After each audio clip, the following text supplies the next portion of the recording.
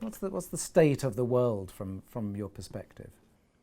Well, the world's in a sorry state, and I think the great moral crime of our era is the fact that we have so many resources and yet we focus them on so few people. And that, you know, for vast, vast parts of the earth, for so many people, they're living off next to nothing and often nothing. And I think the sort of gross inequality, the crime of poverty is a condemnation of the way in which we've structured our economy. Before we look at solutions, how do you feel we got into this state? My own feeling is that capitalism took a very particular turn when it got sort of red in tooth and claw. It was associated with the sort of freedom of the individual to do exactly what they wanted, to have exactly what they wanted, and sod the consequences for other people. Capitalism is one of the greatest, most powerful agents of change the world has ever known. You can make your desires come true. But if your desires are focused on yourself, and it's something that can suck the resources of the planet into a very small place. So I think that's the great moral crime of capitalism. And, you know, the Occupy talked about 99% and 1%. Probably it's actually even worse than that. Why do you think there's not more anger? Because, you know, even the governor of the Bank of England said, I don't understand why people aren't more angry. Most of the people in this country are beneficiaries of this system. I mean, the place you get angry is when you go and look in many other parts of the world where people are living on, you know, less than $1 a day, they haven't got enough to feed their children, there's the widespread malnutrition. I mean, all of that sort of stuff is absolutely shocking. What do you think is the essential problem with business, and what do you see as the way through?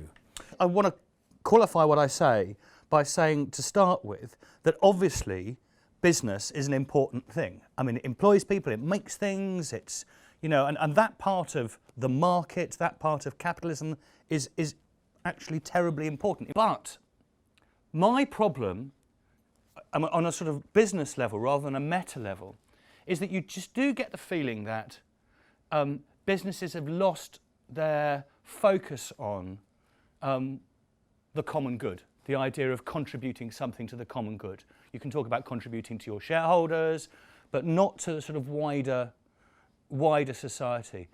The other problem with business is that business seems to think that it can discharge its ethical responsibilities primarily through corporate social responsibility programs. Now, I'm a bit of a cynic about corporate social responsibility programs, A, because they often seem like a bit of PR, and if you look where they fit in company structures, they often fit under marketing or something like that. But also, if you actually look at what many of the companies support, and I'm talking about the city in particular here, and this is something I've got noticed a little bit about, I mean, I say it's kids and orchestras. It's basically they support stuff that makes them look good. I wish they were doing some of the stuff that's more difficult to do. Some of the people who've been forgotten, some of the people that aren't so glamorous. That's what I wish they were doing. But actually they all seems to push their corporate responsibility into a sort of, you know, media marketing thing. So I think there needs to be a transformation in business. And I think part of the reason that will have to come, I mean, it won't actually be something that comes from the goodness of people's heart. It will come because the current financial architecture is unsustainable. It's patently unsustainable. And, you know, we have this, to my mind, absurd commitment to growth, that things will always get better, that the graph will always go up, and that's what prosperity looks like. And I'm afraid, I believe that thinking was very substantially responsible for what happened with the crash. It just can't keep on going up. You know, reckoning will come to a financial system that's so hubristic, that's built on this, you know, constantly growing. The crash we've had will probably be nothing to the crash that will come. What can, for instance, a business do to break out of that system? Because everyone seems so locked in. So I think we're almost on a treadmill, which has a sort of inevitability. Everything about our society seems to be focused on this stuff about growth. And I think we will, in the end, you know, come a greater cropper than we did a few years ago with our financial system. and then we'll have to learn to think differently. I won't welcome it in as much as millions and millions and millions of people will, lose a great deal of what they have. I mean, at the moment, we're mortgaging our prosperity on the future through debt. We think that because the cake will get bigger, because there's growth, then we can pay back the money we've borrowed with the increasing size of the cake. Again, that can only last for a while. We're stealing our children's future with the amount that we've borrowed of them. I really believe this will come to no good. And when this all happens, we'll have to learn to think completely differently. So what's the positive nature of thinking different? So you're saying that obviously there's a lot of stuff. This is really the unknown. I mean, I haven't got a terribly positive message here. And I don't see how incremental change can set us free from the trap that we've got ourselves in. I can only see that this is entirely unsustainable, what we have now. We will have to live differently, or we'll perish. We need to work out what prosperity without growth looks like. We need to work out what contentment without having more things looks like, because we will all have to do with less.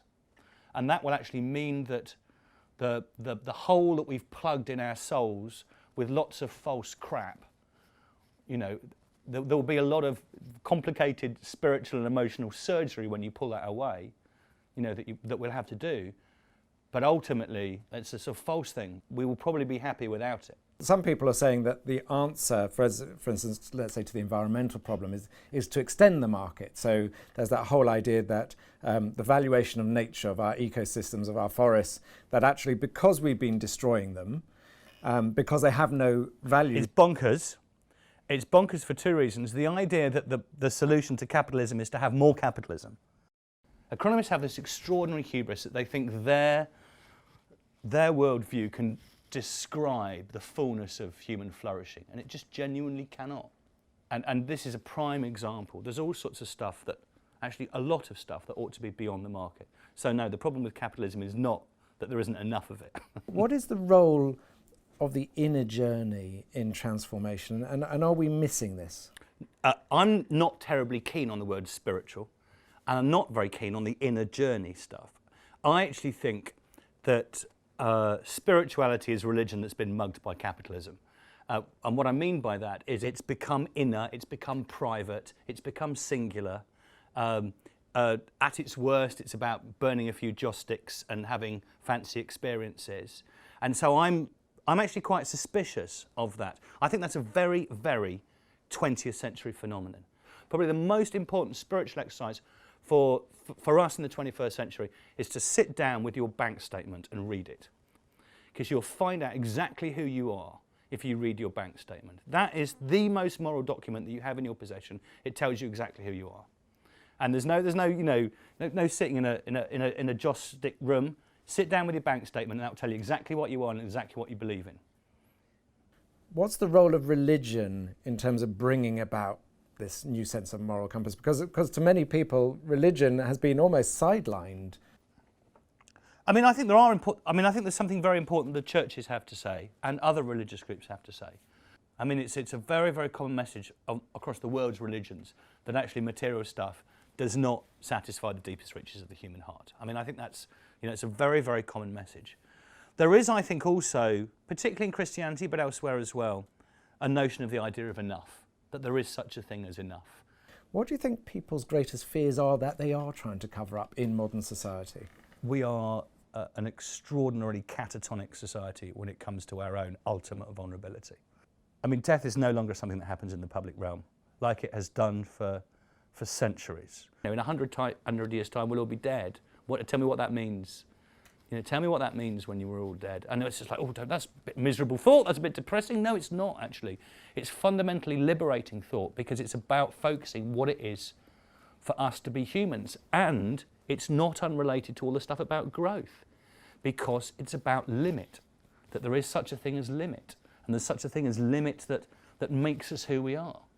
And, and I think what's happened with the sort of hubris that capitalism has encouraged is it's persuaded us that there is no limit. And just finally, the issue of optimism versus pessimism. So for people, sustainability professionals in business, they're often flitting between the two because they say, well, we've got to remain optimistic because that's all we have. And that's what's going to get us through. And if we just do the doom and gloom stuff, we'll just basically give up and go home. Well, it doesn't sell well, does it? So the great salesman is the one that says, we're going to grow great places. That awful Labour Party 1997 song, "Things Will Always Get Better." That's what sells stuff. That's what people will vote for. That's what people buy. And that says something about, no, it's right. People understand our psychology. That's what we want. However, it's not true.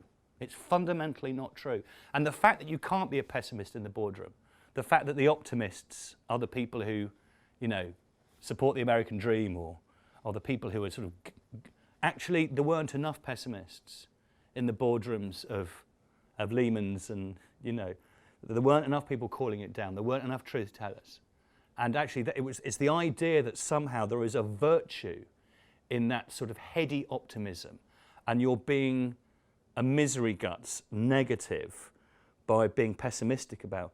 That also fuels this absurd sense of optimism. But on the other side, isn't there a risk that if people come doomsayers, that actually people then say, well, there's nothing I can do, I'm just going to become even more hedonistic, I'll put my head in the sand, I'll just get on with my life. I agree. I do agree with that. The truth is a real discipline. It's actually quite difficult to face, the reality, the moment, which I think is, I think we're going back into putting our heads back in the sand. I think it's so little has changed. So much of what we have is now business as normal. All the politicians across the spectrum, with the exception of the Green Party, talk about growth in this sort of terribly naive way, it seems to me. We definitely need a new paradigm, and I yet don't know where that paradigm is coming. And when we see, because change never happens as we expect it to happen. No. That's one thing we don't. Yeah. Does religion or the scriptures, does it have any messages for how change does happen?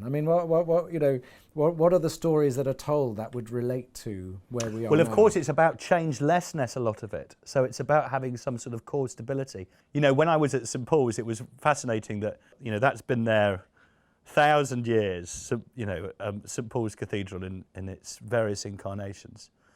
And there's that sort of solid presence, changeless in a way. And yet you're in this sort of incredibly fast-moving place. And there's a hymn we sing, change and decay in all around I see, O thou who changest not, abide with me.